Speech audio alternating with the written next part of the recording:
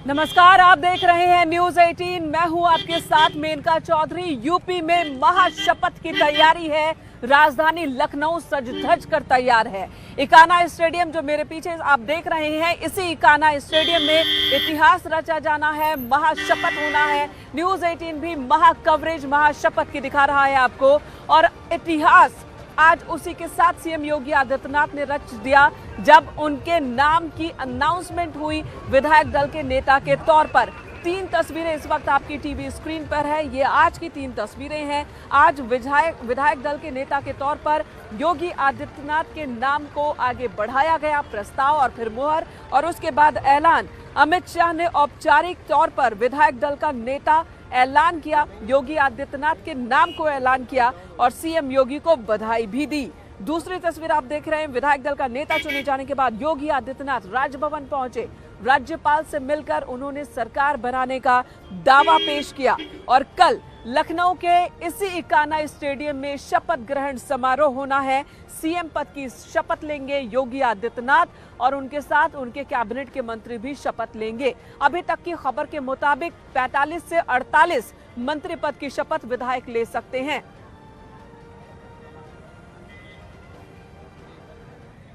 सबने भारतीय जनता पार्टी को मुक्त कंठ से, खुले हृदय से समर्थन देकर के सारे के सारे उन दुष्प्रचारों को दरकिनार करते हुए केवल और केवल एक विश्वास के साथ कि मोदी है तो मुमकिन है, और इस भाव के साथ जनता जनार्दन ने अपना समर्थन भारतीय जनता पार्टी और सहयोगी दल को दिया, और जिसका परिणाम है कि 2/3 से अधिक समर्थन लेकर के भारतीय जनता पार्टी एक बार फिर से अपने सहयोगी दल के साथ आज फिर से सरकार बनाने की ओर अग्रसर है।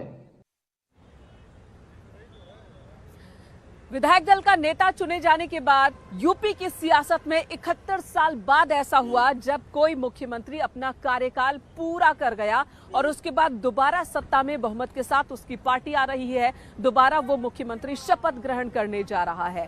सीएम योगी आदित्यनाथ जो एक मठ के महंत, मठ के योगी, उनका हठ योग प्रशासन को लेकर, शासन को लेकर ऐसा कि एक बार फिर जनता ने शासन उन्हें ही सौंप देने का फैसला ले लिया। और अब कल इकाना स्टेडियम में शपथ ग्रहण होगा। शाम 4 बजे वो एक बार फिर सीएम पद की शपथ लेंगे और इसी के साथ ही एक और इतिहास रच जाएगा।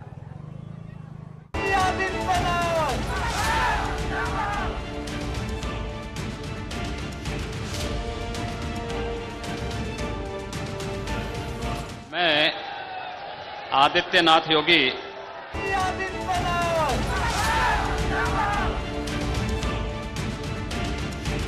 ईश्वर की शपथ लेता हूं कि मैं विधि द्वारा स्थापित भारत के संविधान के प्रति सच्ची श्रद्धा और निष्ठा रखूंगा। इसी शपथ के साथ 19 मार्च 2017 को योगी राज की शुरुआत हुई। उस दिन लखनऊ का स्मृति उपवन खचाखच भरा हुआ था। मंच पर पीएम मोदी मौजूद थे। जैसे ही योगी आदित्यनाथ को शपथ के लिए बुलाया गया, पूरा माहौल योगी योगी के नाम से गूंज उठा। माननीय योगी आदित्यनाथ जी, कृपया शपथ ग्रहण करने का कष्ट करें।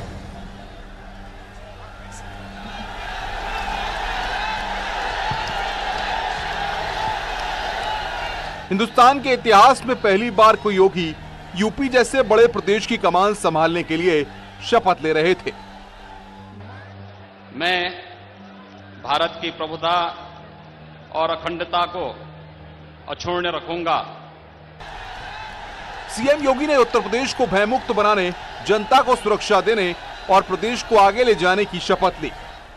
मैं उत्तर प्रदेश राज्य के मुख्यमंत्री के रूप में अपने कर्तव्यों का श्रद्धापूर्वक और शुद्ध अंतःकरण से निर्वहन करूंगा तथा मैं भय या पक्षपात, अनुराग या द्वेष के बिना सभी प्रकार के लोगों के प्रति संविधान और विधि के अनुसार न्याय करूंगा।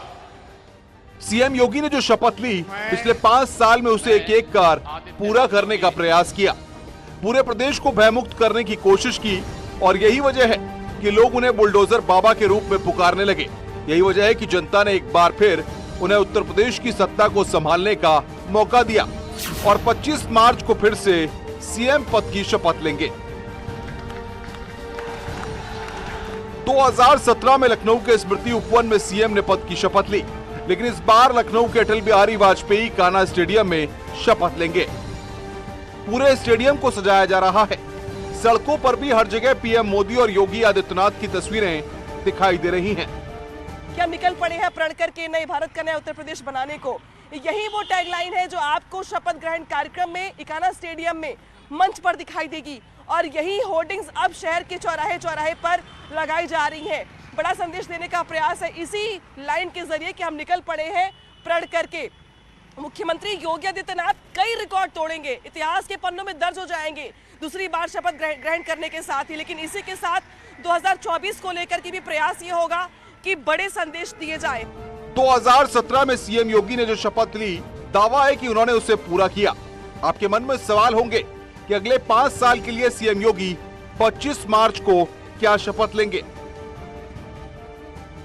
5 साल के बाद उत्तर प्रदेश देश की 2027 में कैसा देखते हैं अपने उत्तर प्रदेश देश की नंबर 1 की अर्थव्यवस्था होगी और उस दिशा में उत्तर प्रदेश को आगे बढ़ाना, यह जो कार्य हुए हैं, अगर इस स्पीड से सरकार आगे बढ़ेगी तो ये आसानी से अचीव किया जा सकता है। चुनाव से पहले विपक्ष में कर्मयोगी को मठ पे भेजने के लिए बड़ी बड़ी बातें की, यहाँ तक कि योगी के नाम का टिकट कटवाकर रख लिया था। विपक्ष कह रहा है कि योगी मठ में चले जाएंगे, वो आपके मठ में वापस जाने का इंतजार कर रहे हैं। देखिए, मैं तो मठ में वैसे भी रहता हूं।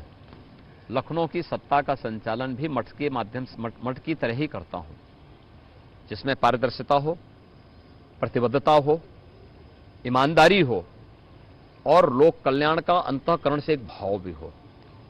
यही मठ की शिक्षा है और वही काम आपको हम मठ में क्यों भेजना चाहते हैं सब लोग?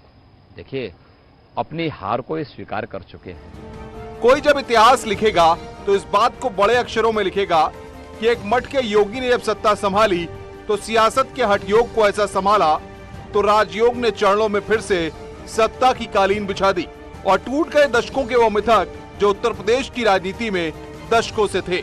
उत्तर प्रदेश के 71 साल के इतिहास में योगी आदित्यनाथ ऐसे पूर्णकालिक मुख्यमंत्री हैं जिनका जनता ने दोबारा सत्ताभिषेक किया।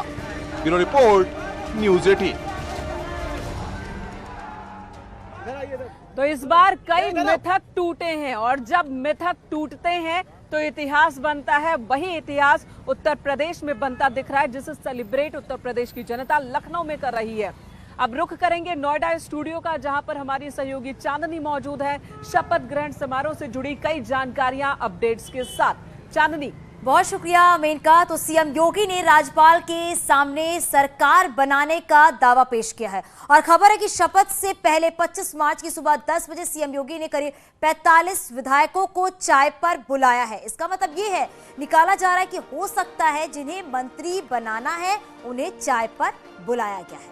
अब आपको बताते हैं कि चाय पर किसे किसे बुलाया गया है। सीएम योगी ने जिन लोगों को बुलाया है वो हम आपको बताते हैं। केशव प्रसाद मौर्य जो कि पूर्व डिप्टी सीएम हैं, और इसके बाद दिनेश शर्मा, ये भी पूर्व डिप्टी सीएम हैं, इन्हें भी चाय पर बुलाया गया है। सुरेश खन्ना पूर्व वित्त मंत्री हैं, ये वो लिस्ट हम आपको बता रहे हैं जिन्हें कल सुबह 10 बजे चाय पर बुलाया गया है। ब्रजेश पाठक पूर्व कैबिनेट मंत्री हैं, एक एक करके लिस्ट हम आपको बता रहे हैं जिन्हें कल चाय पर बुलाया गया है। नंद गोपाल नंदी पूर्व कैबिनेट मंत्री हैं, उन्हें भी बुलाया गया है चाय पे। कल का दिन बेहद ही महत्वपूर्ण है। सतीश महाना पूर्व कैबिनेट मंत्री हैं, ये भी कल चाय पर शामिल होंगे। इसके बाद जय प्रताप सिंह पूर्व कैबिनेट मंत्री हैं। तो एक एक करके वो नाम हम आपको बता रहे हैं जिसको योगी आदित्यनाथ ने बुलाया है चाय पर। सिद्धार्थनाथ सिंह, ये भी पूर्व कैबिनेट मंत्री हैं। और सिद्धार्थनाथ सिंह के बाद अगर बात करें तो योगी सरकार पार्ट 1 के इन मंत्रियों के साथ 45 विधायक चाय पर जाएंगे। और चलिए सीधे आपको लखनऊ लिए चलते हैं जहां पे हमारी सहयोगी मेनका है और वो आपको आगे बताएंगी कि कल कौन कौन से मंत्री, कितने मंत्री शपथ ले सकते हैं।